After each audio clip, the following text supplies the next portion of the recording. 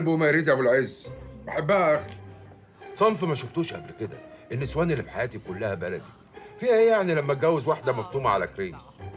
اكل الوز البلدي كتير وحش.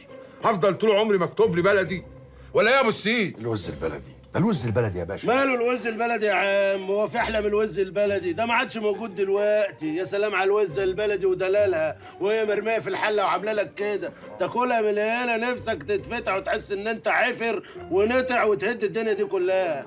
انما الاكل بتاعك ده اللي انت بتقول عليه الخواجاتي ده يتقل الدم ويغم النفس، انما الوز يخليك عنتيل. ولا يا ابو السيد؟ عنتيل ده العنتيل ده يا ابو العز. كمان ما حدش يقول لي لا ابو العز، ما حدش يقف قدام حسونه.